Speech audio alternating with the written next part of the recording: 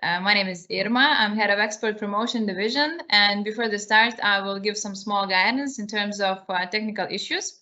Kindly be informed that our webinar is recording. And if you have any questions to our dear speakers, please do not hesitate to ask by clicking an icon, raise your hand, or kindly inquire in English. So small, medium, and large businesses all have the amazing opportunity to expand internationally. And however, there are several steps that must be taken to ensure that your company is ready to export. United States is one of the largest economies and most appealing consumer market. And that is why it is so attractive to Lithuanian food and beverages producers. So let me introduce today's webinar topic, US market opportunities for Lithuanian food and beverages exporters. And it's a great honor to present our dear speakers. The Vice Minister of Agriculture of Lithuania, Mr. Paulius Lukševičius, Ambassador of the Republic of Lithuania to the United States of America, Her Excellency Ms. Fda Process, CEO and co-founder of Health Aids Kombucha, Ms. Daina Šlekys-Trout, the boutique import firm Black Cat Global owners, Ms. Katie and Mr. Will Wright, and Attaché for Agriculture and Commercial Affairs at the Embassy of Lithuania to the United States, Mr. Karolis Andris. So if all said and done, please welcome to our online stage our first honored guest, Vice Minister of Agriculture of Lithuania, Mr. Paulius Lukševičius, to give the opening remarks. Okay, good day, ladies and gentlemen, Your Excellence, Ambassador. My office guys wrote for me some official speech. I am trying to read something for you now.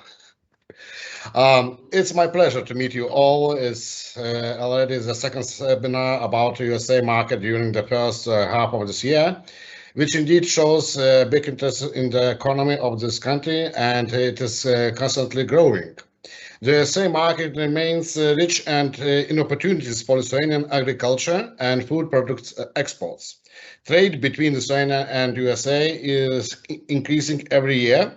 That is why achieve better results, strong efforts should be put even more promoting bilateral trade relations. There are some Lithuanian exporters who successfully entered the market, and the products of those companies can be found in American supermarkets. Lithuanian produces exceptionally high quality and value-added products which meet the highest international and European standard of quality. I strongly believe that from the speakers of today's seminars, you will receive useful information, advice, and insights about the consumer's needs requirements. Hopefully, it would be of great help of those who wish to learn more about establishment in this market. I wish you a successful and fruitful meeting. It was an official speech. Dear ladies and gentlemen, the USA market is very important for us, really, and we're looking at diversification, not only European market, not only Asia market, but USA market is very important for us, and we'll see really good future in this market. And for everybody, for every participant, I wish to make a good business, to make a good contact, and first of all, to earn your profit. So good luck ahead and have a good business. Thank you, dear Vice Minister, for opening speech. And now let me introduce our next honored speaker, Ambassador of the Republic of Lithuania to the United States of America, Her Excellency Ms. Audra Plepytė, to give the welcoming speech. Dear Ambassador, welcome. Thank you, dear Irma. Thank you very much. And dear Minister, dear ladies and gentlemen, colleagues and friends, it's really my great pleasure and honor to welcome you. It's a bit strange when welcoming by Zoom, but I do feel I would like to welcome you physically here in the embassy. Unfortunately, it's not possible, but on the other hand, I think it would be very difficult to imagine all you being able to really arrive to the embassy and be present physically. So it's sometimes we have to use new technologies, new habits which we inherited now to gain during this last year, and do our best from that. So welcome, and nice to see you, and I'm really looking forward for our discussion. It's very great, and it's good to see the rising numbers of agricultural exports to the US market. As the Vice Minister mentioned, this is really big opportunities and one of the biggest market for agricultural products. So, and we do hope we'll do everything possible to encourage and also help Lithuanian exporters, Lithuanian companies to enter this market. From my personal experience, I know sometimes they're saying that to enter with food, with agricultural products, is very difficult sometimes to find new markets, and especially remote markets, not in the neighboring countries, because people usually during the centuries cultivate their own habits, their own flavors, favorite foods, and not to enter new market with the new product is not always easy. But studying, taking into account the new developments of the market, and really learning about the habits of the people of that country, that should help very much to enter. For instance, I think it's very much on demand ecological products in the US. Is the biggest market for the ecological products worldwide. So, and I know that Lithuanian produces very good products in this sector. We can also see, maybe me coming from New York, because it was 4 years before in New York coming, so there's big also demand and interest for the people for new flavors, for superfood like buckwheat would be, or lax seeds or something. So we have to know that, use that, and offer our products. So that's why we are having, you have the embassy, our Karolis Anužis, agricultural attaché, who is doing a lot and really working very hard on that, trying to learn more about the US market and to give all the advice for those interested. As well, we have consulate in New York, Chicago, and Los Angeles, which also work for the helping our export to this market. We do have honorary consuls. I see, and Daiva Naravarete here joining us, and the others. And of course, we have already very success stories about how we can enter the US market and conquer it. So I'm very happy to see Diana Schlecki-Stroud here with us as well, who is a big success story. So it's maybe not coming from Lithuania, but I think your knowledge and will be very helpful. And that's why we have to learn. We have to learn how to present the products. What are demands here, and I think make our lessons learned. Speak with the colleagues, with the partners. And from my others, because I'm meeting now new colleagues, new other ambassadors from that, so many of them, they're interested as well in exporting to theirs. They see as well big potential.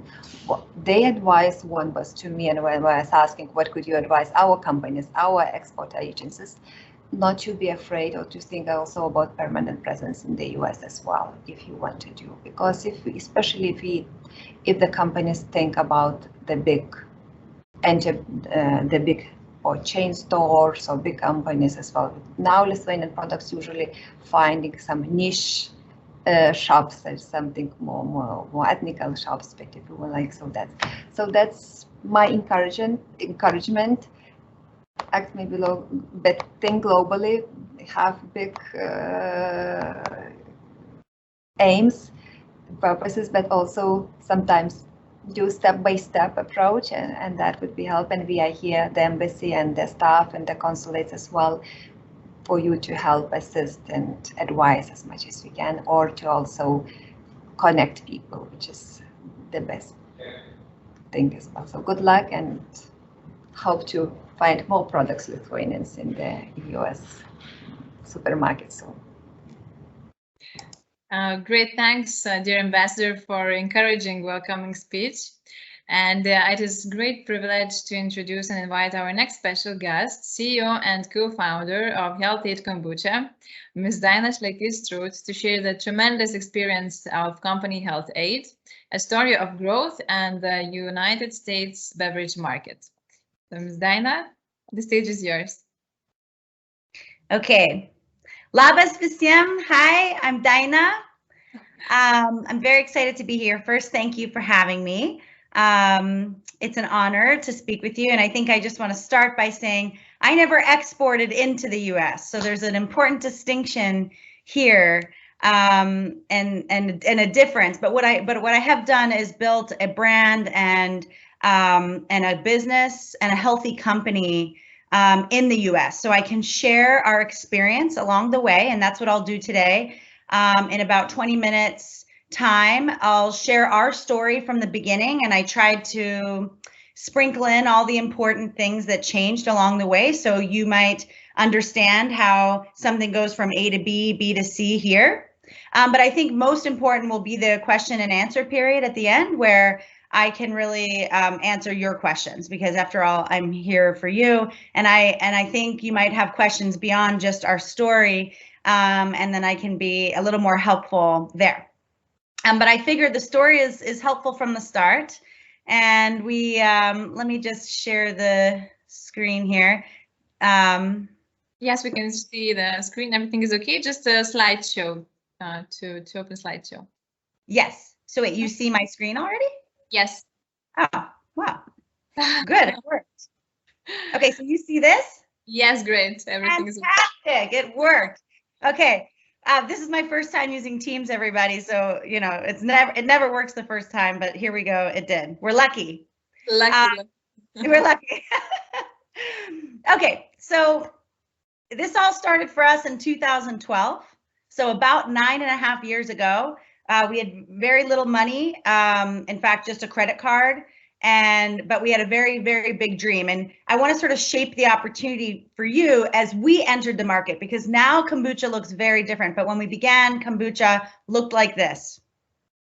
First, probiotics were on the rise. People were beginning to talk about functionality, gut health, and in general, probiotics were a thing that you started to hear about in the news and science and magazines. And now products were starting to come out with probiotics. So that was the first thing that was very, clear to us when we were back in 2012. Number two, we saw that on the store shelf, we called it a hidden gem. It's called that in the United States. And what we mean by that is there's a lot of growth there. There's success already, but there's not a lot of competition yet for some reason. So it's not the same thing as a sleeping shelf, because a sleeping shelf has maybe some substance to the shelf, but not a lot of growth. So in this case, we had 1 or 2 competitors on the shelf. They were doing pretty well, like 150, 200 million in revenues already, growing at 40%. But for some reason, not a lot of competition, not a lot of attention, because the overall market was still pretty small. Compared to, soda or even juice at the time, which was 5 times bigger than kombucha. So we saw both probiotics and then an opportunity on the shelf for kombucha, which of course have probiotics in them. And then third, what I had wasn't a really good recipe. I thought my recipe was the best. Of course, we all probably think our recipes are the best, but that's an important part, I think, to the opportunity. And when you combine these 3 things, we thought, why not us? And so in 2012, the 3 of us got started with making my kombucha and trying to access the US grocery shelf. And we did that through starting at the farmer's market. And we needed to do that because we didn't have money. We didn't have any assets to get debt against. So there was very little collateral. There was no bank wanted to work with us. It was difficult. We had no experience, no friends in beverage. So really, you might think that on paper we had nothing, but what we did feel we had was the hustle, the grit, the hard work, which I know all of you have too. And I think my biggest message to entrepreneurs and those that are trying to access the US market is you can do it. It takes a lot of work and hustle, and there's a lot of closed doors, but if you're willing to go through the window, I believe you can get there. So as I mentioned, our first year, so now what I'll do in this presentation is just walk you through the 9 years, essentially very high level, so that you can see how many stores were we in the first year, how many distributors did we have, how many employees did it take, and what sort of revenues did we have, so that might, I don't know, I thought maybe from your perspective that might help as you plan out accessing the US market. And then of course, after, please ask your questions. So in 2012, we were almost strictly in farmers markets. That worked for us because we had very little money. And our goal here was just to create as much buzz as possible with the consumers. We did not let one person walk by our farmers market booth without tasting our kombucha. I would hunt them down. I wouldn't let them leave unless they tasted it. So this was not a passive selling experience. This was very active. We were exhausted at the end of every single market, but it did prove to be successful for us as a start. It is what we did for the full first year. We only had the 3 of us as employees, and I had a few farmers market people that I paid, you know, for the day to help work at the market. But other than that, it was us. And we weren't really in many stores at all. I mean, we were in, I think, 7 by the end of the year, but they were very small markets that we would self-deliver to.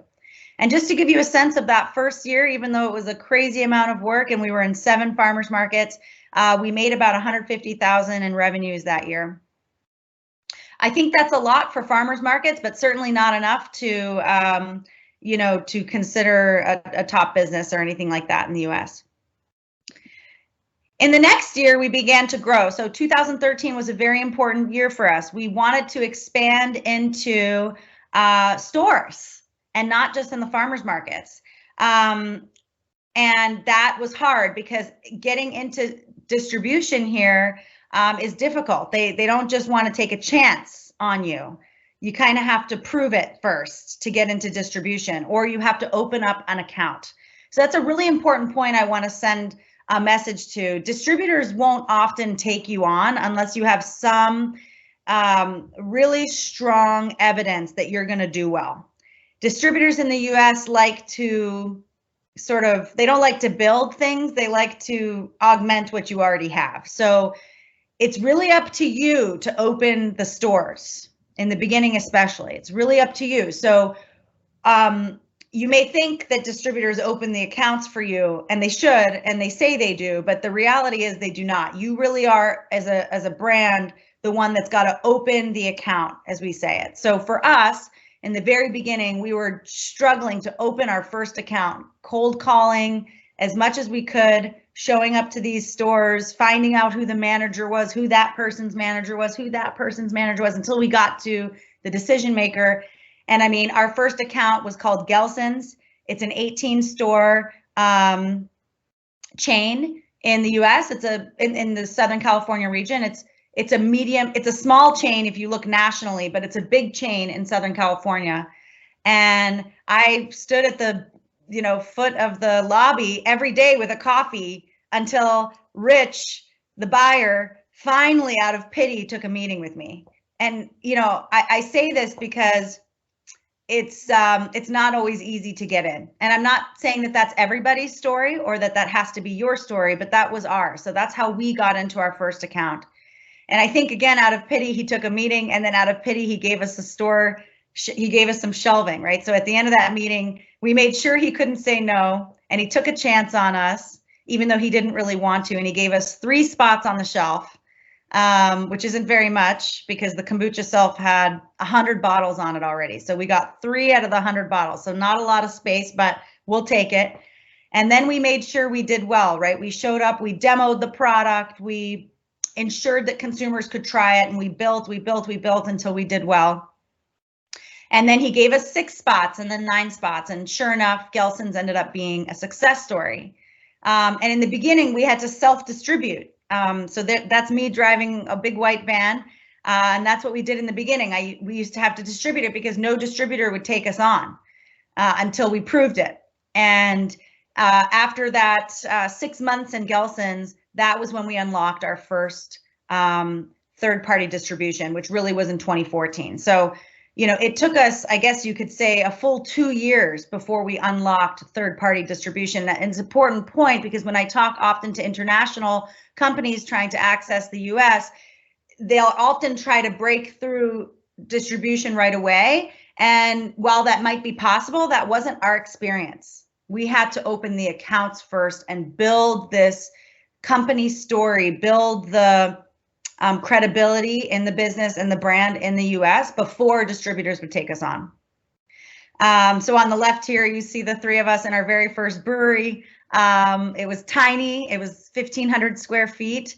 By comparison, now we're in 150,000 square feet. So this was the very beginning. And you know, I have the picture on the right of where we won.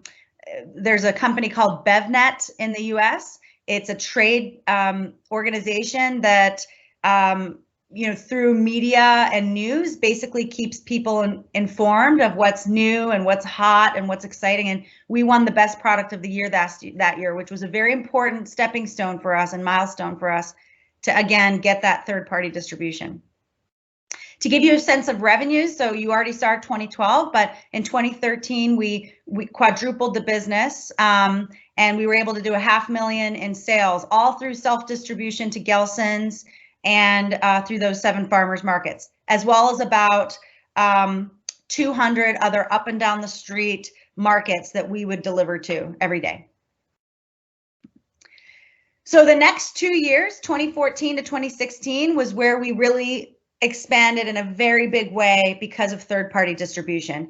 And just like that story at Gelson's, we had to then do that with Whole Foods. Trader Joe's came a little bit later, but all these big accounts, each one we had to open ourselves, and then the distributors would open thereafter and say, yeah, sure, we'll distribute you now that you have Trader Joe's. We got investments from 2 private equity groups at this time. Of course, we expanded with people at this time because we needed to. And then we went into a bigger brewery, about 7,000 square feet. So, you know, our story was really one of growth. You can see what our revenues looked like 2014, 2015, 2016. We more than doubled each year, but we needed capital to do that. We had to raise probably about $15 or $16 million in those first 3 years to support this type of growth. Keep in mind that we manufacture in-house, so that also is a big part of where our money went. I'm sure you all know what that's like, but perhaps co-packing can be a good option for those with a little less access to capital because it won't cost as much at the front end.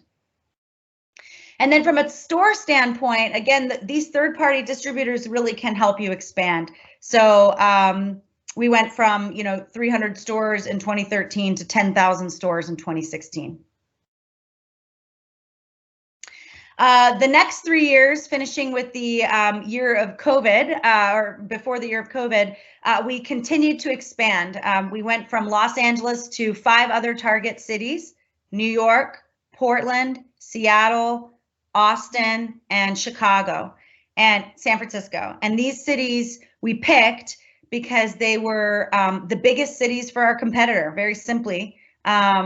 Where our biggest competitor, that one that was on the shelf sort of without competition, wherever he was doing well, we picked his top 5 cities and launched there. And we launched there with a salesperson and a marketing person. And, you know, we just had them give them a budget and do whatever they could to try to open as many accounts they could, open good distribution opportunities, and then get as many people to try the product as they could. It was a very grassroots, ground up approach.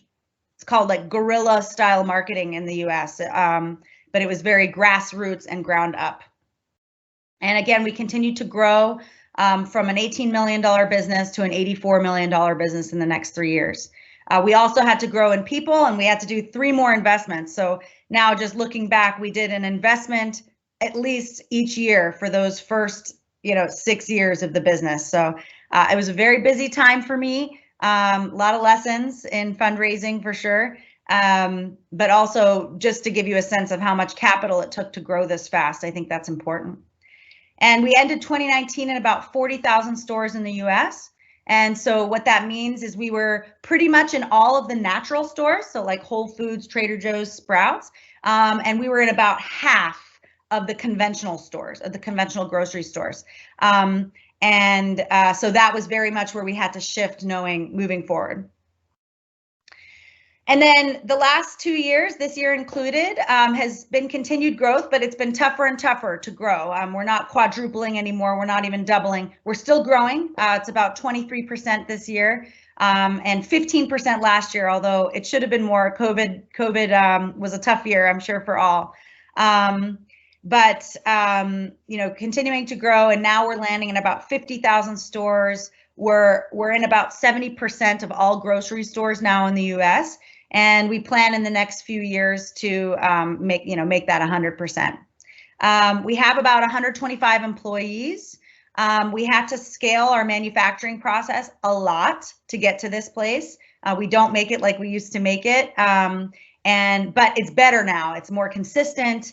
It's stable. It's always got probiotics now through the finish line, through the end of shelf life. So there's a lot of improvements, of course, we've had to make along the way. And then we recently did a big brand refresh, which is really an important milestone. We saw more than a 20% lift in weekly sales just from changing our label. Now, the reason I tell you that is, if you ask me, I think one of the most important things of doing well in the US, besides working hard and realizing that to access distribution, you have to have feet on the street that are going to get those accounts to be open. Besides that, I think the single most important thing is your brand. Consumers in the US love a good brand. They love it. They love how it looks. They love how it feels in their hand, and they want to post about it on Instagram. I know it's crazy, but it is different than Europe. When I go to Europe, I can noticeably see that the US, the idea of what a cool brand looks like in the US is just different. And so I think it's important that one considers the brand and how it interacts with the US market, not just the European market, because I believe the US market's a little bit different. I thought I would just share with you, our video, just to give you a sense of what has done very well here. We launched this about a month ago, and it's really skyrocketing in terms of popularity. It's being shared and engaged with, and so it's indicating to us this is a positive thing. And as I mentioned, we're seeing a 20% lift now week over week since we've launched this new brand refresh. So what I want you to consider when you watch this is this different than what would be good in Lietuvos or what would be good in Europe? Because I think it might be, and that's an important unlock as you try to access the US market. So I'll play it for you. Hopefully you can hear it. What do they mean when they say, follow your gut? I ever wonder, what's my gut got to do with it? There's a whole world that lives in your belly. Your gut microbiome is what makes you, you. Like your second brain, driving your actions, your mood, and your thoughts, all the way to your brightest you. So, listen up. That's your gut talking. Can you hear it? Follow your gut.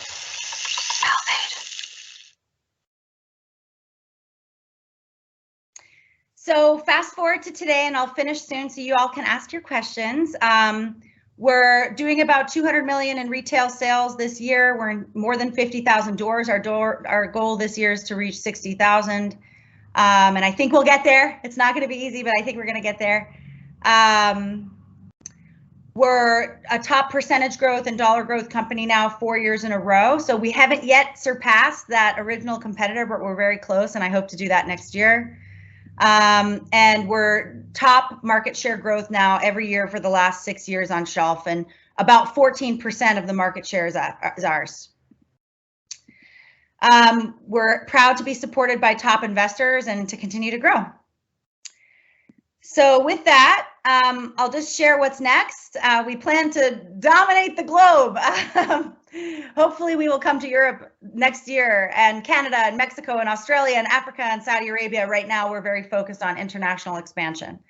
We also want to expand in our platform and maybe go beyond kombucha, expand into other gut health products. So I think that will come organically from our own innovation, but also we're looking to purchase some companies that are on the smaller side that can help us fast forward and accelerate our growth and innovation. And we're going to continue to lean into gut health. So our goal is to be the gut health champion. When people think of gut health and how it impacts the rest of our body, we want them to think of Health Aid.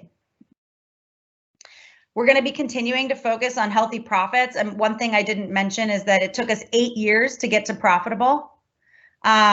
So this kind of growth was very exciting, and yes, it got us a lot of buzz, but it required a lot of capital, and we were upside down as a business for the first 8 years. So it's only been 1.5 years, almost 2 years, that we've been profitable. We plan to continue to run that way. I will never go back, but it's an important thing to note as you think about the US market and what it will take to do well and to grow fast.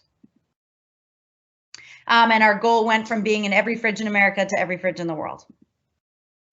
So with that, I'll pause my sharing here and open it up for questions. Thank you all very much, Ms. Diana, for sharing your significant experience. And if someone have questions, just do not hesitate to ask them now, or you can ask them in our Q&A session. Perfect. And there was one question sent to me via email, so maybe we'll start there. Somebody asked about the natural mineral water market. So let me just say that I'm not obviously familiar with that market in depth because we make a kombucha, but I will tell you this. What's very hot in the US right now is functional foods and functional beverages. People are interested in what's good for them. Health and wellness is on the rise. And so it's like it has to taste good and also not be bad for you, but then also be good for you. Does that make sense? So it's not enough to not be bad for you anymore. It's like it also has to be good for you. So those three things I think are important to note in that order. So first and foremost, it has to taste good. Second, it has to not be bad for you. So that means low in sugar, not a lot of fake ingredients, organic, right? Can't be bad for you. And then the last thing, and I think this is the thing that's really on the rise, is what we're calling functionality. And so that means it's actually going to be good for you in some way. So kombucha is perfectly poised, right? Because kombucha's got probiotics, so it's going to be good for you. But there are other things that are doing very well in the marketplace that also have that. So any kind of functionality right now is hot. So mineral water, natural mineral water, I would imagine could be a really possible awesome market here. But it's early. So it would take a lot of work, right? You'd have to really educate consumers on what benefits come from mineral water because they don't know. Right now, if you were to ask the average American what natural mineral water, an example of natural mineral water would be, they would probably say Perrier, which of course isn't really natural mineral water, like from Lietuvos or something like that. There are a few brands that are doing really well. So one example to look out for is Topo Chico, Topochico. It's a Mexican company, and they source their sparkling water from a Mexican source, and it's doing very well. It's still small, but everybody's talking about it. It's, they're talking about it as like a repeat of Health Aid, but you'll see their brand is very cool. But again, I don't think they're doing a very good job of talking about the benefits necessarily. So I think there is an opportunity for sure in mineral water. But again, there's a lot of work to do because consumers don't know. If you can simply explain to them, like we did for kombucha, what probiotics are, why they're good for you, that's really important. But also be a very cool brand. That's where sort of the sweet sauce is, the sweet spot. So hopefully that answered that question. Now I see some questions here on the participant side, but I don't know how to ask. I will assist you a bit. So thank you for your answer. And yes, we have one more question from Ms. Daiva. So Daiva, kindly please ask your question out loud. First, congratulations, Dinah. You're in all the stores and restaurants in our neighborhood, and it's wonderful to see you taking more shelf space. One of the products that I see in the supermarkets lately that seems to have interest, and it has all of these requirements, the organic and the probiotics, is kefir. What do you think of that for Lithuanian companies? Love it. I absolutely love it. I think the thing, there's no cool kefir company yet. And that's the reason, honestly, I think that's the reason it hasn't exploded like kombucha did. But I really feel that it could, because it has all the things that that kombucha did. So I think it's still on. Yeah, I still think it's an opportunity. And then I also will just say, yeah, it's all about the brand now in kefir. Thank you for your answer, Ms. Daina. And also we have one more question from Akala Premium Kombucha from Lithuania. So kindly ask your question. Hello, Dana. And Hi. yeah, really excited virtually meeting you. And yeah, it's been a while. We really wanted to speak with you. So the opportunity came thanks to Litfood. So the question I have is there a premium kombucha brand in, or maybe several in US, which is positioning themselves as a fine wine alternative rather than a functional drink, but more a wine alternative? Like alcohol alternative? Yes. Yeah, I think that's great. So in the US, we see 3 times a day that people drink kombucha. First thing in the morning, in the afternoon around 3 o'clock, and then as a alcohol substitute. So I don't think you're wrong to access that market. One thing I will say about that market, because I have a friend who's created a spirit in the US that's non-alcoholic, and you can make like really delicious cocktails with it, but it doesn't have alcohol in it. It sort of tastes like it does. So it's an adult drink, but it doesn't have alcohol. And it did very well in Germany. It did very well in Europe. And he's struggling in the US with that positioning. I'm not sure why, but I do notice that in Europe, when I go, that sort of non-alcoholic adult drink it's not like catching on as much here. I don't know why. Like I notice when I go to Lietuvos, and this is just me anecdotally, but I notice there's a lot of non-alcoholic beer, and it's like a popular thing. There's even advertisements and billboards for it, and people drinking it. Like it's a very sort of popular thing. That's really not the case here. There is non-alcoholic beer, but it's not advertised. Like it's not a popular thing. So it's interesting. I mean, I certainly think there's a huge market for it. There's a lot of people who are trying not to drink alcohol. So it doesn't entirely make sense to me. I think it could be an opportunity, but for some reason it hasn't caught on yet. And that could just mean that it's still waiting for its its time. But in this particular positioning, I think Europe is ahead of the US. And so I don't know if it will follow. I don't know for sure. We at HealthAid decided not to go after that positioning. We decided to go after, as you saw in the video, when the clock turned to 3 o'clock. So we're very much focusing on the 3 o'clock slump.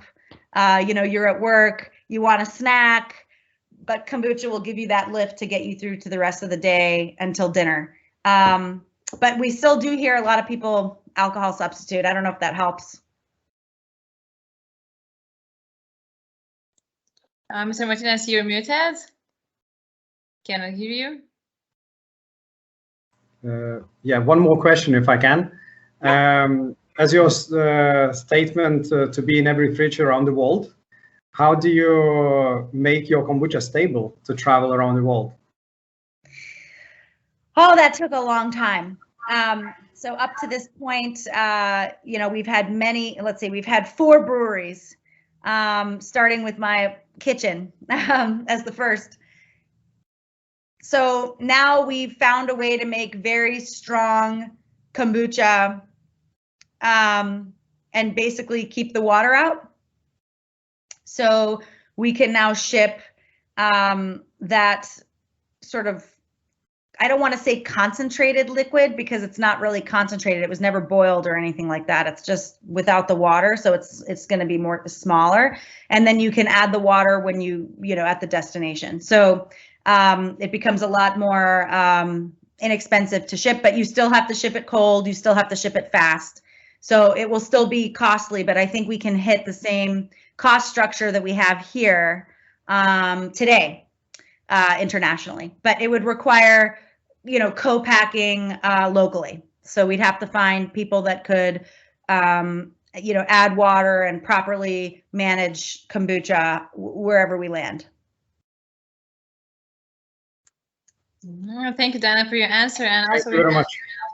Yes. It took us time to figure that out, though. I just want to say it took us 2 years to figure out how to do that. So without compromising any of the liquid, any of the probiotics or the acids or anything. So keep going. For the first 6 years, we made it out of 2.5 gallon jars. Yeah. Great. Thank you, Dina. And also we have one more question in the chat box. So what is the best way for a small organic producer to start exporting to USA? You know, I'm not sure I'm the right person to ask that because I never exported to the USA. Yeah. You know, what I will say is try to see if you can see a company that's done that well and ask them how they entered. I mean, what I tried to share with you today is that it's not as simple as getting a distributor to take a phone call with you. What we found is, as I mentioned before, you need to open up those stores first and then the distributors follow. So I think, I mean, again, I've never done this before, but I think the best way is to actually come here and start by having meetings and relentlessly trying to get in the door with some accounts that would be meaningful. And then once you open distribution, you can kind of sit back in the US. But again, I don't know because I've never exported into the US. So I'm not sure that's the best advice. And Irma, that's a great question for our presentation, which is exactly about that. So so yes, no, so okay, I want to thank once more again for Ms. Dina, and want to ask and invite and introduce our exceptional speakers, the boutique import firm Black Cat Global owners, Ms. Katie and Will Wright, who will share insights on how to navigate the process of successfully exporting products to the USA, and will acknowledge that instead of a scary and overwhelming idea, exporting your product to the US can be a confident and profitable next step for your business. So Katie and Will, the stage is yours. I also wanted to say it was just a dream to get to listen to Dina. I've listened to her podcast lots of times. She is the American dream. So thanks so much for sharing all of that with us, your story. It was great to hear again. I guess Will will do a quick introduction about what we do, and then we'll talk about some of those exact questions that naturally come up after a presentation like Dina's, which is, if I don't live here, how do I get here, and how do I bring that hustle? yeah, thank you, Irma, Carolus, Litfood, and Lithuanian Embassy.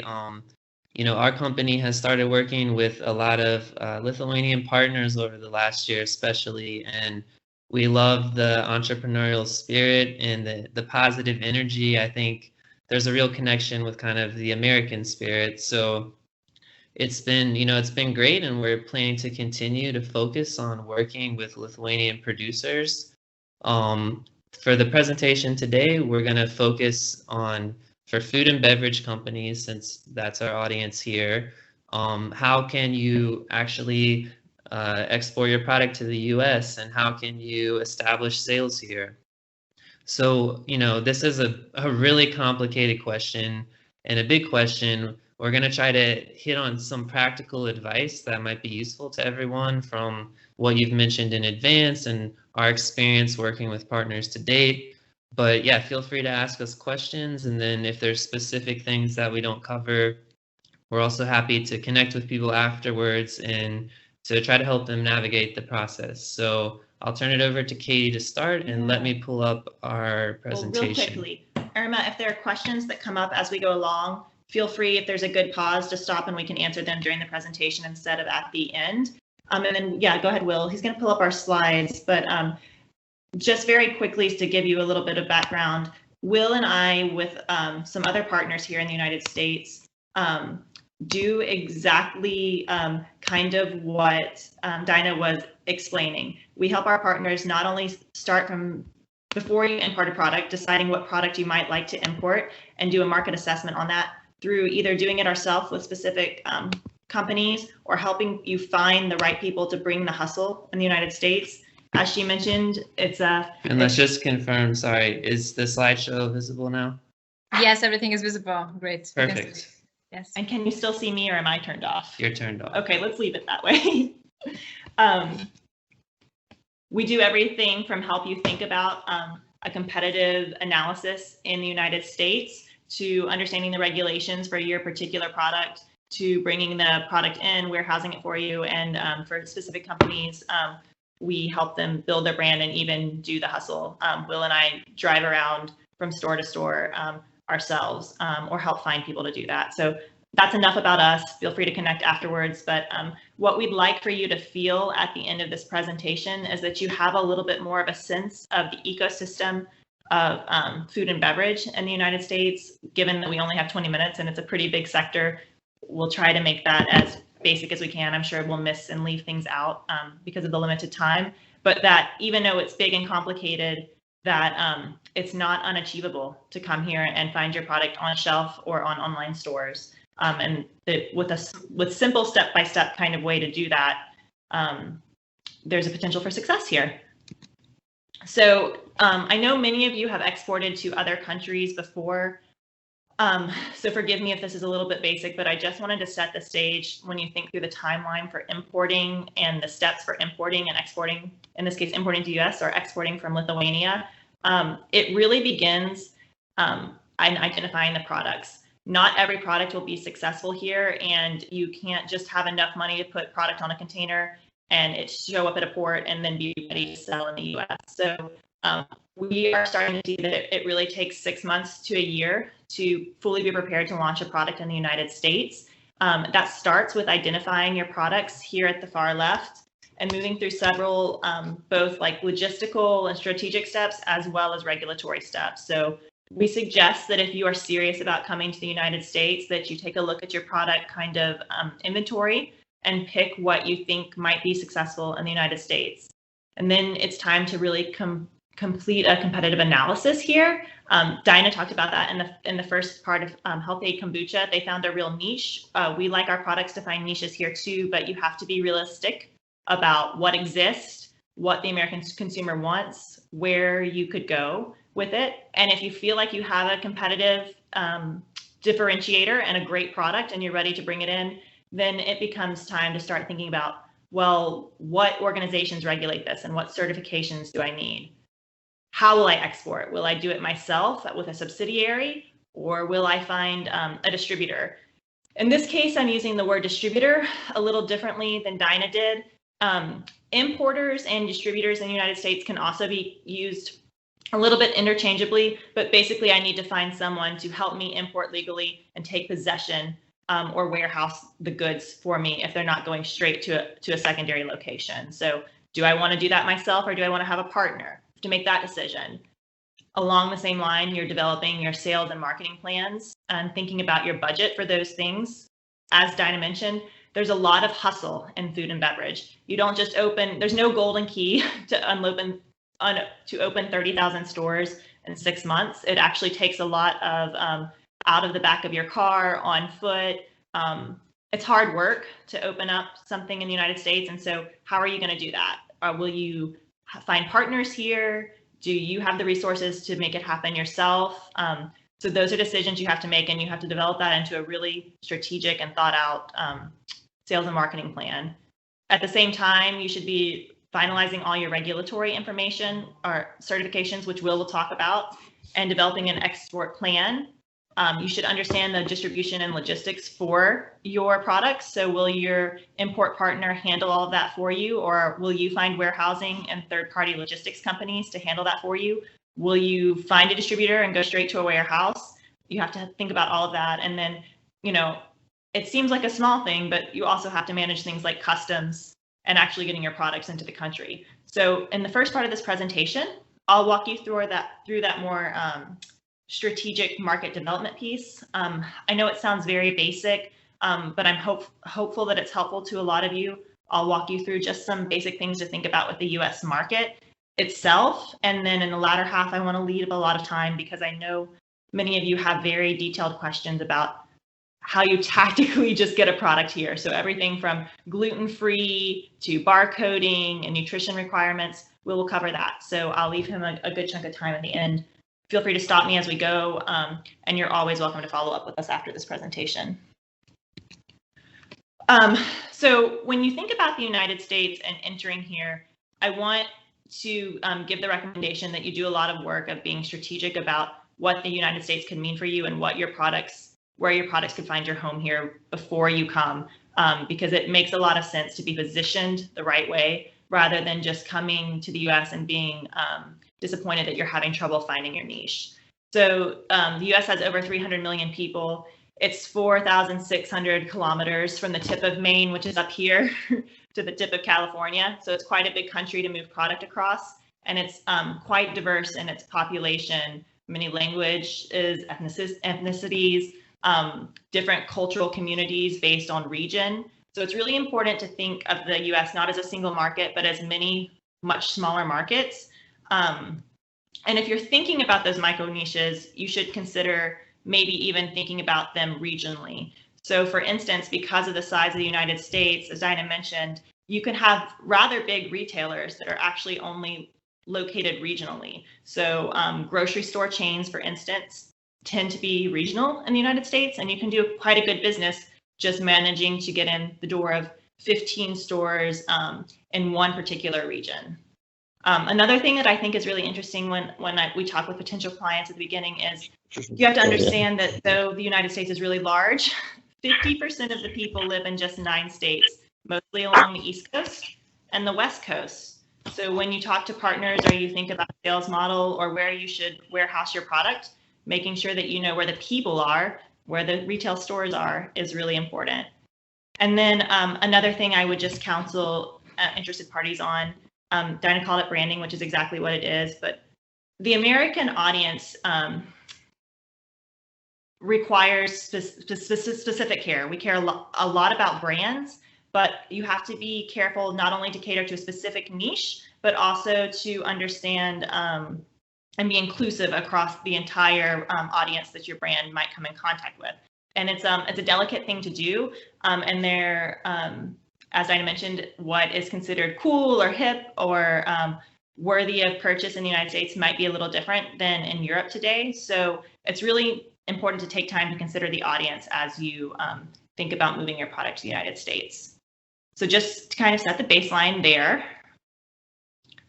The next thing I wanted, are there any questions? I can't see, Irma. No, at the moment, no. Okay. Okay. So you've thought about your product, you've positioned your branding and your message, you know how you kind of want to enter, then you start thinking about like, well, what is the ecosystem for food purchasing in America? And the truth is, Americans buy food pretty much everywhere, but there are specific places that move the most from groceries. So despite all of these places where we can buy perishables and non-perishables, a lot of Americans still buy their actual groceries just in specific grocery stores. So in our traditional grocers or in places like Whole Foods and Sprouts, and then non-perishables they may find across all these other retail stores. I like to think of them as the category of where you can buy food as four quadrants in an ecosystem. So we have traditional grocery stores. Down here, those can be regional or national. Kroger and Albertsons are good representations. We have fresh format grocery stores, which are stores obviously like Whole Foods and Sprouts. In certain regions, private co-ops or small regional co-ops are also very, very popular and move a lot of food and beverage. And then you have specialty grocers, which can be 1 or 2 or a handful of stores that are focused on gourmet or a region. These are especially popular in high density big cities like New York and in certain areas in California. I like to recommend specialty grocers as targets, that proving ground that Dinah was talking about for new products. So when I start thinking about an entry plan for products that I'm working with, I think, where is there actually an owner? or a decision maker who's likely to be available to me, that I can get to taste the product, or that I can come in on Tuesday and then again on Wednesday when he's in, and have them consider my product. So this is a really interesting place to get started. Then of course there's the whole online and marketplace. If your food or your product is non-perishable, shelf stable, has a long shelf life, or something that people would consider a pantry product, the marketplace, like Amazon, as you all know, Amazon owns Whole Foods now, so there's synergy there. These are places that are interesting starts. We also have specialty online retailers that often do non-perishables, like Williams Sonoma and Harry & David. They're bigger, more difficult accounts to break into, but they are part of an ecosystem if you're thinking about where you would like to sell your product. We have non-traditional grocery, which a lot of people do buy groceries at, but can carry other goods. So Costco and Sam's Club are membership clubs that sell a lot in bulk, but many people do their weekly shopping there. We of course have our large supermarkets that do food and beverage, but many other things. People do their weekly grocery shopping as well there. And drugstores tend to carry a lot of, tend to move a lot of food and beverage from incidentals. So if you think of things like granola bars, mineral water, non-perishables, they might be something that someone quickly buys as they stop into a drugstore. And then I like to consider these non-traditional channels as good places to consider a foothold. Sometimes subscription boxes will take on less proven clients. That's kind of a unicorn, but if you're able to land one of those, that is a really great place to get started because you get such wide exposure. Discount stores also sell food. I don't necessarily recommend them, but they could be appropriate for some products. And then there are other places to think of as you think business to business. Is this a large contract that could go with a small regional hospital? Maybe you have a agricultural product that the military would be interested in buying. If it's not just a fully processed product, you also have a lot more options. So we'll talk a little bit in the next couple of slides about how you approach each of these different places when you think about the ecosystem. But there are a lot of places to sell food in the United States. The traditional grocery being the biggest, but there's a good way to there are ways to eke out a good living through any of the other channels as well. Questions? Not yet. I think we can go. So reaching retail buyers in the United States, as Dinah mentioned, there is kind of the bigger business, which has to do with getting distribution. The distributors can reach a huge audience, but they are difficult to get to unless you have proven sales. Sometimes a food broker can help you. I think probably, as Dinah mentioned, the best way to get started is that in-person store-to-store selling, looking for the decision maker. Trade shows can be useful too. They can also be a good proving ground just to see if there is interest in your product before you invest a lot in opening a subsidiary or hiring an agent, a manufacturer's rep, or a big distributor. I think entry strategy over several years would hopefully have all parts of this on it, but immediate entry strategy may be focused more on trade shows or store-to-store selling if you can spare the resources. And then just some key statistics for sales and marketing. I find sometimes that when suppliers have a really good product, they think that they can enter the or that a product that's proven throughout Europe or Asia, they can enter the US and the product will just sell itself. And even with really good products, if people don't know about them, that's not true. So I like for people to think about, as you think about the logistics of entering the US market, not just how can I get this shipped or what should I ship, really taking time to be strategic and proactive about, as Ina mentioned, that branding, but also the marketing aspect that goes with it. You know, how can I make my product really appeal to a US market? And then how do I get the word out about it? Sometimes, or as some of my partners have said in the past, you only get one opportunity to launch in a new market. So being strategic about how you launch successfully so you can use the momentum of being successful in your first months or year as a way to really propel your future growth. I think that was it for me on sales and marketing. We have a lot of details to go into on the technical regulations for import, but I just wanted to know if there are any questions, or we can hit them at the end. We can have questions. I think we have questions at the end, so we can go with the presentation. Great. Yeah, so in terms of maybe moving towards you've heard about kind of sales and the bigger picture and Dinah's amazing story, but maybe now for like some practical advice that's hopefully useful. So if you're bringing your product to the US, it's going to probably be regulated by either the FDA or the USDA. USDA is our Department of Agriculture. FDA is part of our Department of Health and Human Services. The USDA would be like APHIS or FSIS, if you've heard of those agencies. And the FDA actually regulates about 80% of the US food supply. So sometimes people have heard of the USDA more, but it's mostly focused on meat, poultry, eggs, and raw fruits and vegetables. And then the FDA regulates most everything else. So depending on your product, you're going to have to go through the regulatory process with one of these agencies. And the reason why that matters is, and I would say also, it can get a little complicated. Like, okay, the USDA regulates meats, but for some reason the FDA regulates fish, but then the USDA regulates catfish and the FDA regulates all other fish. So anyway, like it can get a little complicated. And this is where you have to invest a lot of time to understand how your product is regulated, or to find partners who can help you do that. And why it matters is that it's a bit of a different regulatory process. The FDA process is much simpler. The FDA doesn't inspect things unless there's a problem or you're caught up in a random inspection.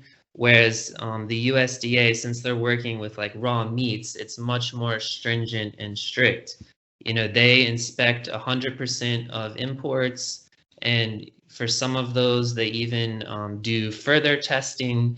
So if you're working with a product like a raw meat, it's a much more intensive process. So to cover the FDA process a little bit, since I think that would apply to probably more people, the basic goal is to make sure the products are safe for US consumers. And the two things that you're going to have to do are to register your facility with the FDA, and then also to provide certain documents for the customs process, which we'll talk about a little bit later in more detail. And your customs broker will do that unless you're serving as your own customs broker. So a big question is, you know, how do you register your facility if you want to import, if you want to export to the US and you have your manufacturing facility in Lithuania? You actually can just do it online. We'll share this slideshow with everyone after. You can see in the link here, you can see exactly where you can do it, as well as a guide explaining how to do it. And then you have to renew your registration every other year. So one thing that will trip people up, they'll click on the link and then you have to have, you fill out a bunch of just technical information about your company, your facility. You should know all of that already. So it shouldn't be that difficult. And then one thing you do have to get is a unique identifier number, which just means it's what we call a DUNS number. They're issued by a private company. You can click here and you just go to the DUNS website and apply. You fill out some basic information, you get your number, you put it into the registration, and you're good to go. One thing that always trips people up is that if you're a foreign company, when the first thing you do to get your DUNS number is this this drop-down box right here, and you say you are a US government contractor, which doesn't make any sense because you're a foreign company, but that's just what you're supposed to pick if you're a foreign company, and then the rest of it's very straightforward. They'll send you the number right away. So some tips here are: don't hire an expensive online firm who wants to charge you a lot of money to do your FDA registration, or don't hire a legal firm to do this. Like if you're working with a legal firm on your trademark issues. Sometimes they'll say we can help you with the FDA too, but you really can do it yourself, or you can just work with, there's a lot of companies like us, kind of independent consultants, and they'll serve as your U.S. agent, which is one thing that's required. Basically, someone who lives in the U.S. or has a U.S. address has to officially register as your U.S. agent to finish the process, and then they can also help you figure out how to do this. People will charge maybe $300, give or take. So some firms try to charge you a bunch of money and they take forever to do it, but really you can just do most of it online yourself with a little bit of help. And so that's, hopefully a useful tip for people if they're trying to figure out what to do. One thing to note is that the FDA is not going to inspect your facility after you click submit registration. Like I said, if there's some sort of problem, they'll start inspecting you, or sometimes you'll get a random inspection. And then one other thing is that you don't actually have to have a fax. This all just happens online and over email now, so it's relatively easy. So if you have, a product that falls under the USDA regulations, this is going to require a more complicated process than what I just described for the FDA. Your country has to be certified to export that product to the US. So if you look at Lithuania, you can see that, and I think Carolus might touch on this a little bit more, and this is something I believe he works on, beef and pork. We have the US has the agreement with Lithuania, and then maybe for poultry, it's being worked on right now. So that's the first step to determine whether you can even export to the US currently. And then the USDA has its own labeling requirements. And as I mentioned, the USDA inspects everything because those foods are more likely to cause health problems. So you either need to really understand this process, or you need to work with a partner who can help you, especially if your product is one that is regulated by the USDA. So after you kind of understand regulations and you complete the required work there, you then should start thinking about getting your FSV importer. And this is basically a program that the US set up to try to prevent health problems from imported foods. And so the program places responsibility for ensuring safety on the importer of record, and which we can call the FSVP importer. And if there's a problem, the agencies will then investigate and correct the issue, but the initial responsibility is on the importer to document and to check and then to document that the foreign manufacturing facility is following safe standards that are in line with US standards for safety.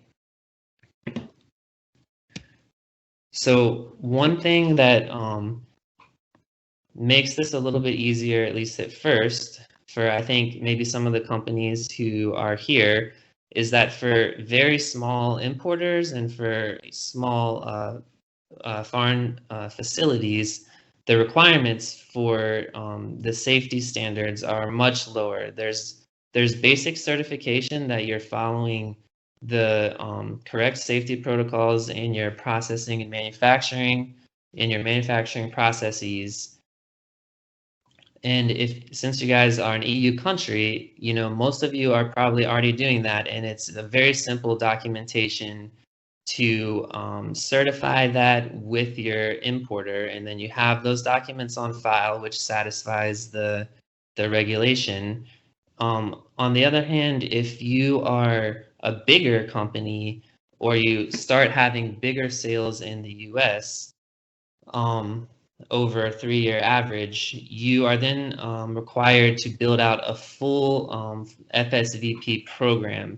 So this requires a lot of technical documents on file, certifying the safety procedures at your facility, And this is where it's really recommended that you either invest in the capacity to do that yourself, or you hire an FSVP expert here who can manage that process for you. So again, if you're very small at first, you can usually just work with your importer or do this yourself. But then if you hit a certain threshold, the regulatory regime becomes a lot more complicated, and that is where it's more recommended to work with experts here who can help you with that and make sure you're doing everything the correct way. So moving to labeling, which I know there were some questions about.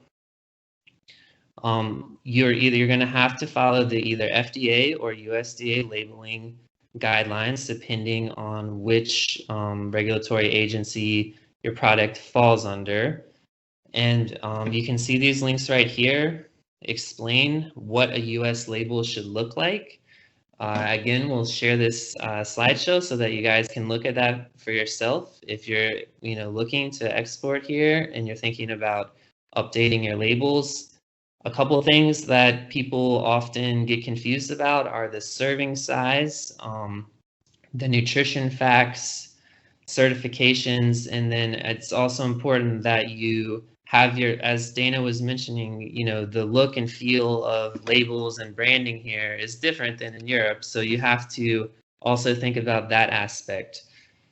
But for serving size and nutrition facts, one of the best ways to do this is just find competitors from very big US companies, look at their products and see what their label looks like.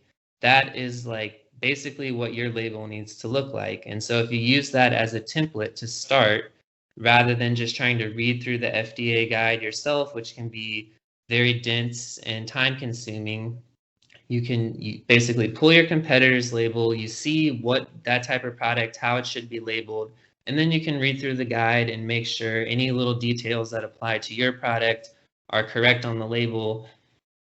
This is if you're doing it yourself. If you're working with a partner, there are many partners here who help with labeling. If it's a simpler product, you can often work with like your import partner on the labeling. If you're selling something that is more of like a raw meat or something that has medical uses, you probably want to actually hire some labeling consultants in that field who really understand how to perfect labels for those types of products.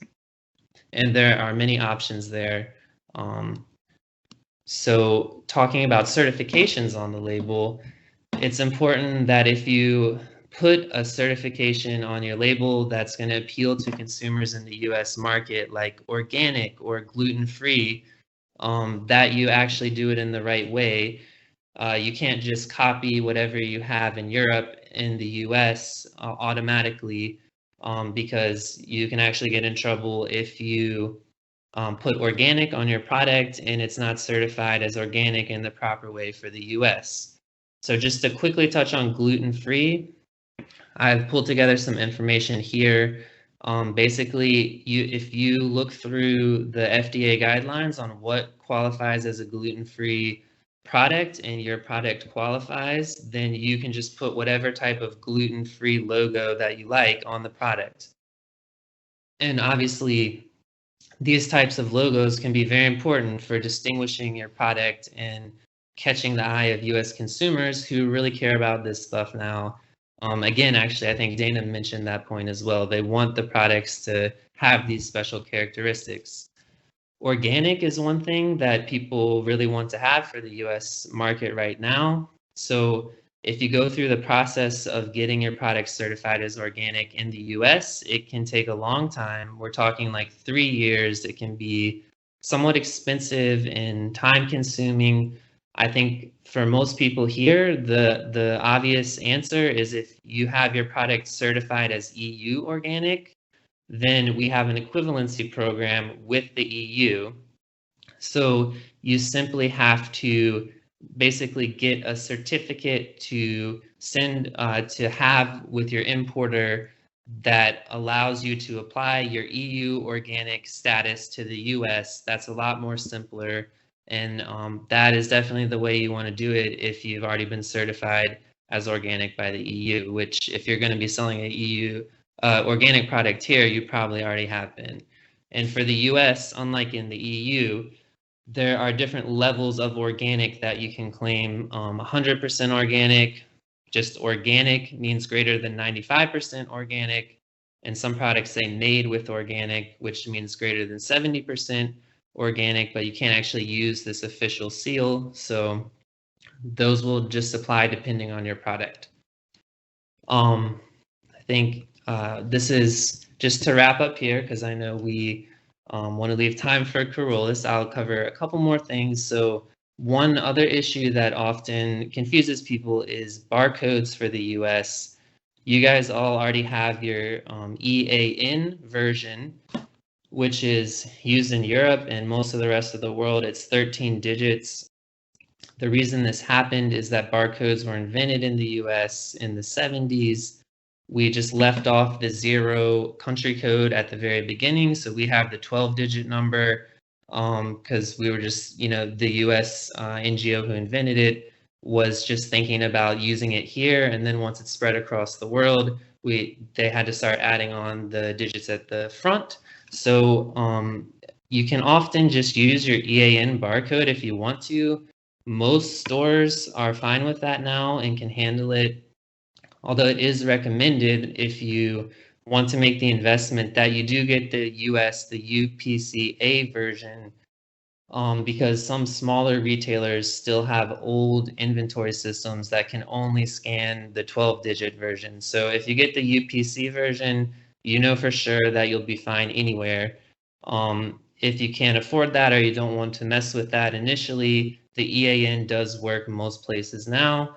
And if you want to buy the UPC versions, you should just buy it directly from the GS1 nonprofit that manages barcodes, so that online resellers don't charge you extra fees. And then finally, just to give you an idea of the customs process, you will need to have an importer of record, as we already talked about. If you're making shipments here for resale, they are going to have to be entered formally. These are shipments valued at over $2,500 or most types of regulated goods.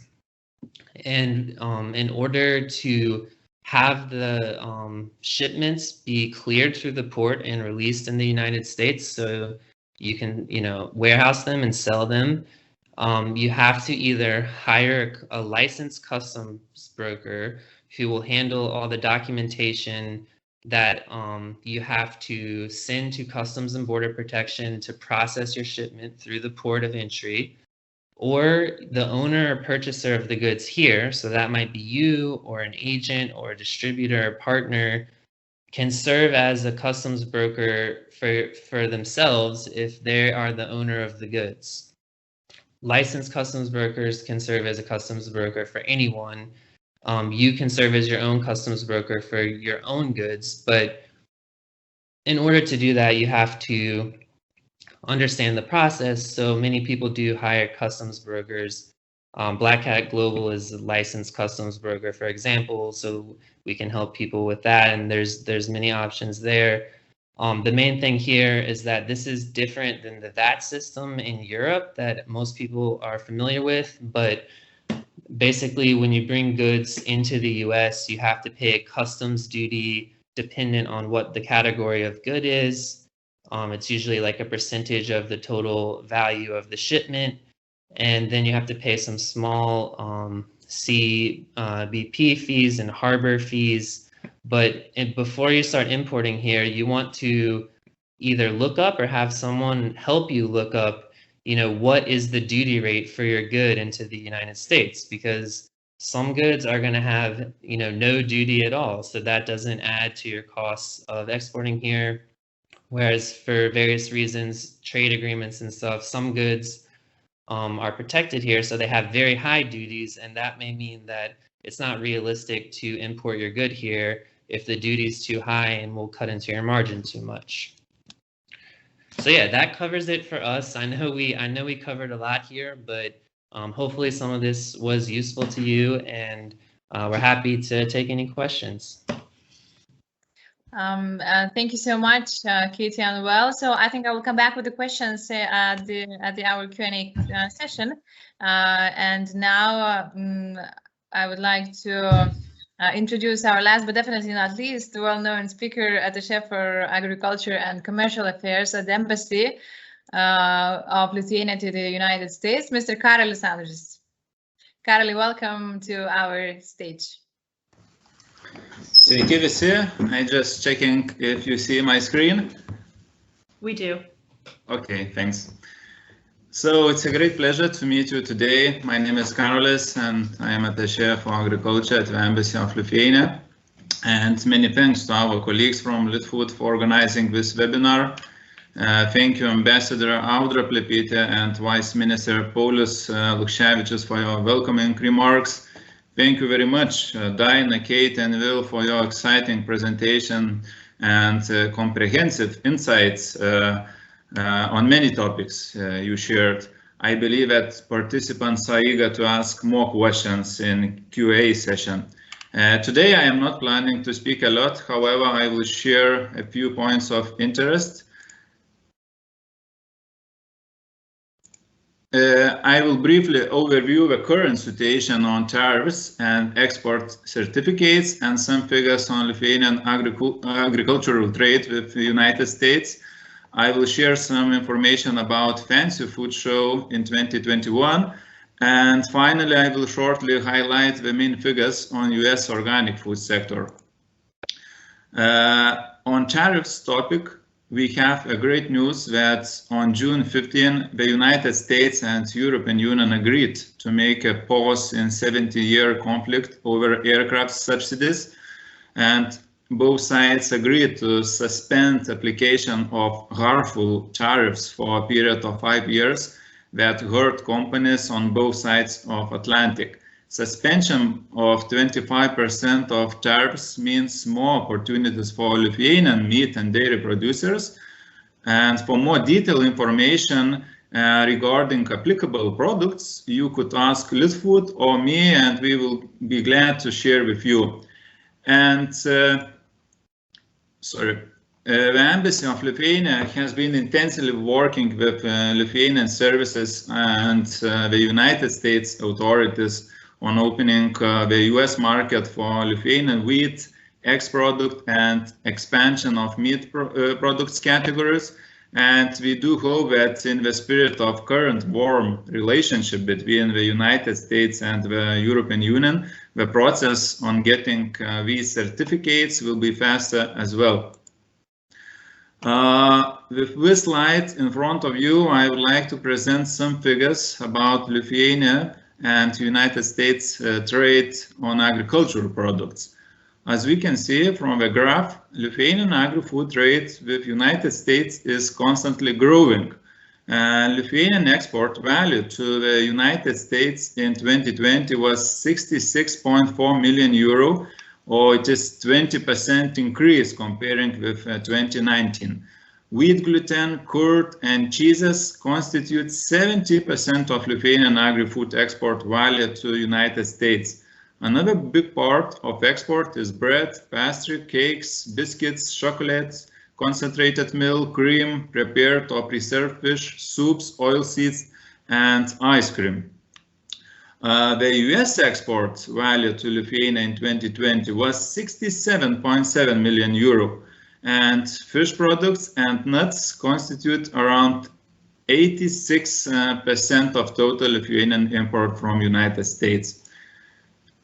This year, Litfood is organizing the Lithuanian pavilion at the exhibition Summer Fancy Food Show 2021, which will take place in New York on September 27-29.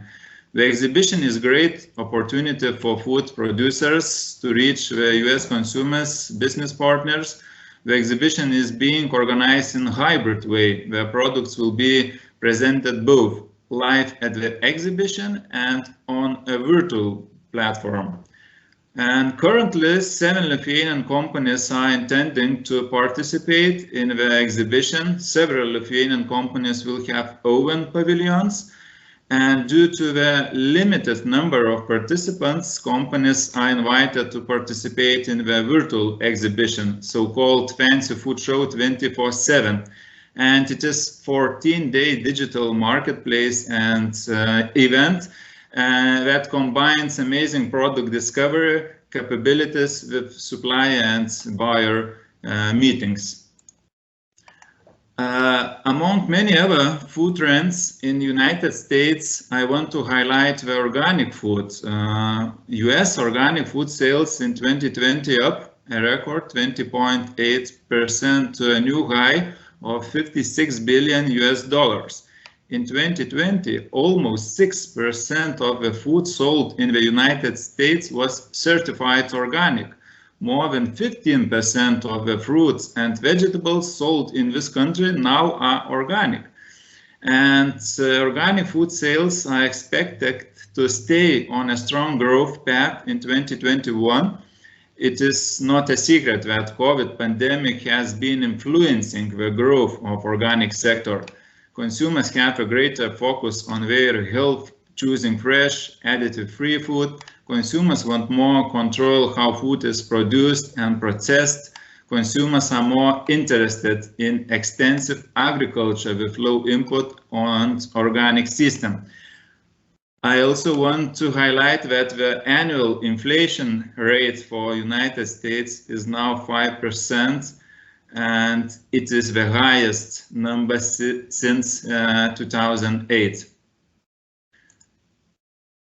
As I promised, my presentation was very short, and I encourage you to raise questions for our keynote speakers, Dinah, Kate, and Will, and thank you so much. Thank you so much, Karoli, for sharing insights and overview.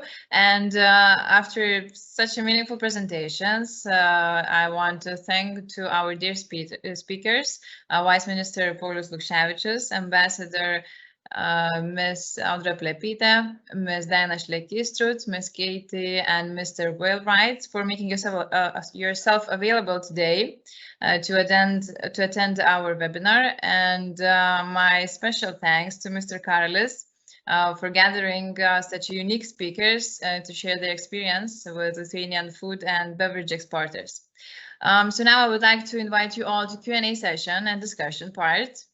So if you have any questions, just do not hesitate to ask and tell them out loud. I encourage you to take this opportunity.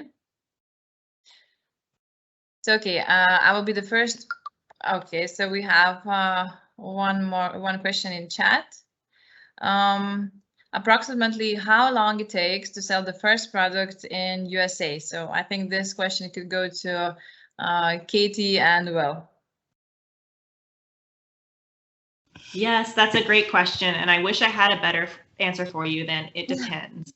So we have found that especially in food and beverage products that the regulatory and branding changes and updates, the whole process to figure out what you want to import and how to get it in, even with partners, takes roughly 6 months to a year.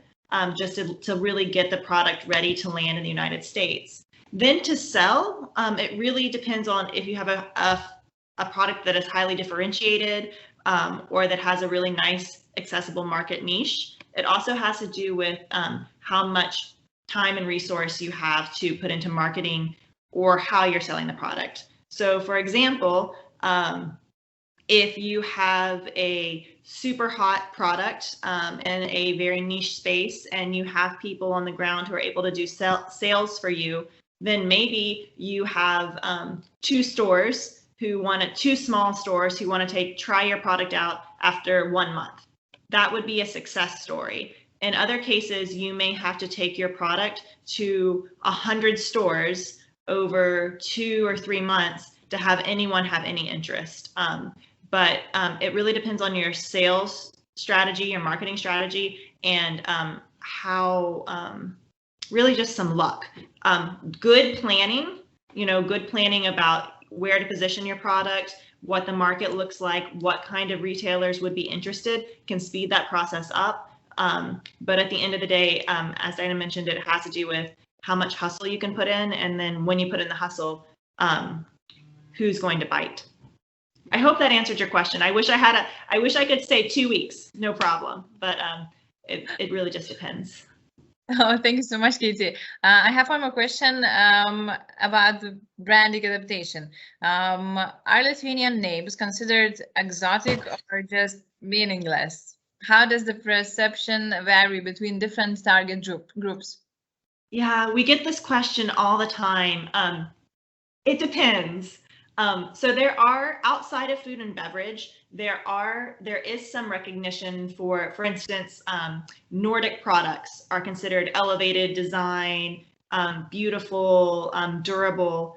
In food and beverage, really outside of some specific categories like chocolate or maybe bakery, European and especially Lithuanian names don't necessarily bring up something that means exotic or exquisite. It just means different. And in the US, different can sometimes be good, but as I mentioned, customers in the United States are very loyal to brands. It takes a lot of work to get them to try something new or to switch. So we really highly recommend that your branding, your names, your design be as adapted for the American consumer as possible. Thank you so much, Katie. Also, we have a question in chat box from Emilis. If you have a product similar to what they already produce locally in the USA, would there be a type of customer who could be curious about the European origin of the product, even though you could find similar products local?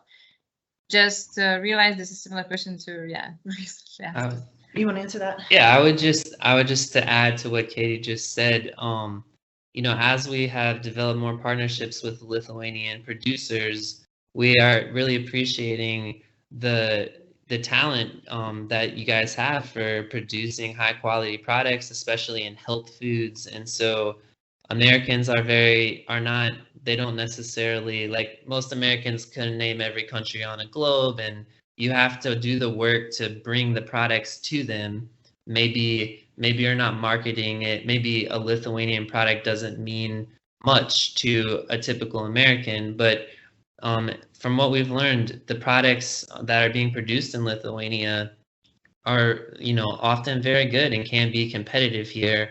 So, you know, that's the good news. And then it just takes the work and strategy to actually get them here successfully. So just to add, I don't think that the European origin would be what would sell it here, but we've been so impressed with the products that are coming from Lithuania. It could just be a superior product to a near competitor. And in that case, you just have to get the word out about it. Thank you so much for your answer. Okay, also we have one more. Does a product need to be adapted to the taste of the USA consumer in order to succeed? Yes and no. So this is why I think it makes a lot of sense to do your homework at the beginning. So identify the products that you want to bring in and do a competitive market analysis. One thing that we have done with several of our products is what we call a friends and family tasting, or you can use a trade show. So in some cases, there's a niche market in the US that wants exotic taste or is willing to try something new for the sake of health. I think buckwheat is a very good example from Lithuania of something that the American consumer is not used to tasting, but there are companies that are selling it here now because people like the exotic taste and they like the health benefits. So they've made the switch to using buckwheat. There have been other products that we have tried that the American audience was just not about. And sometimes it's, especially in food and beverage, sometimes it's flavor based and sometimes it might be texture or serving size based. So the answer is, it depends. No, I would also just add that there's so many Americans, and something that's not always obvious to people who are not living here, haven't visited here a lot, is how much Americans like to spend money and consume things. So I would suggest just make a great product. Don't adapt it for the USA. Just try to find the people in the US who will like your product the way it is. And if it's a strong product, it should be able to succeed. Thank you so much, Katie and Will. And talking about your experience, do you have an I don't know, any essential lesson you learned as a result of a failure? Sure. We failed at so many things, but we've also been successful. I think for anyone who wants to export to this country, the most important thing is it will probably take twice as much time and twice as much effort as you think to launch your product here.